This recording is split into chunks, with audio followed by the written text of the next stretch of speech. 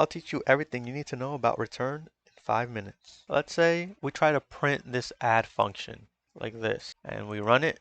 It only prints the thing from this function. And then when we try to print it here, it doesn't print anything because the function doesn't really have a value. It's not worth anything. Like if we try to print 1 plus 1 is equal to 2, that has a value. It's true. So it prints out true. However, if we try to print out this function, it doesn't have a value. We can give the function a value by using what's known as return instead of printing. So if instead of writing print x plus y, we write return x plus y. Now, when we print the function, it's worth whatever we put after the return. In this case, the two numbers that we gave it, here and here, added together. See, 328. And now, if we don't print it, it doesn't do anything because the function is only returning. It's only giving the function a value. It's not actually printing that value. If we want to print the value of the function, we have to use a print statement.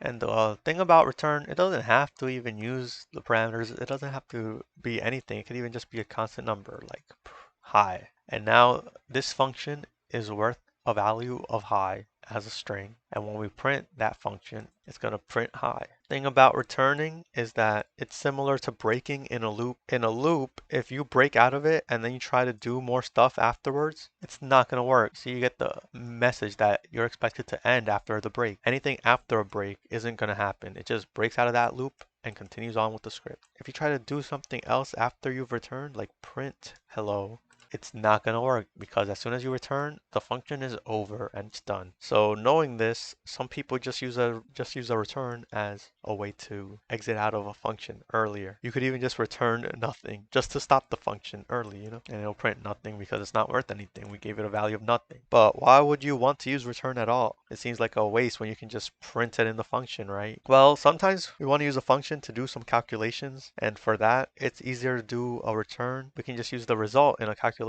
I'll show you an example. For example, I just made a little function here that it takes in a name and then it checks if the name is equal to eyes or if the name is equal to faith. And if that's true, then it returns true. And then I can later easily check if a given name is cool. Like if of, then print cool club. I don't know, man. I don't know what I'm talking about. So what this is going to do is it's going to do this function and we gave it a name of. So is of equal to eyes? No, it's not. Is of equal to faith? It's not. So it's not going to return true. And we run that, nothing happens. And what about maybe eyes is cool? And it's going to check, is eyes equal to true?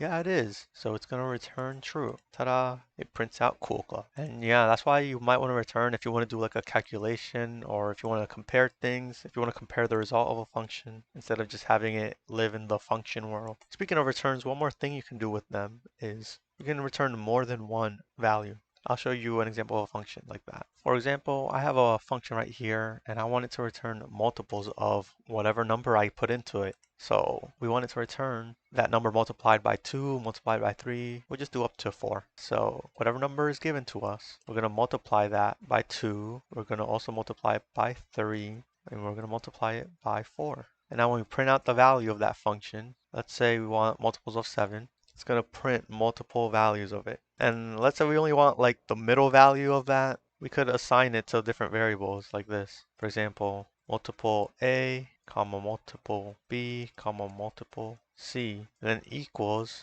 you can do multiples of 7, or it can be any number you want. Let's do the multiples of 5. Now we can just like print out one of them since this first variable is going to be assigned with the first thing that's returned, which just so happens to be the number multiplied by 2. The second variable is going to be the number multiplied by 3, and the third one is going to be assigned to the number multiplied by 4. So if we print multiple b, it'll give us 15, aka 5 times 3.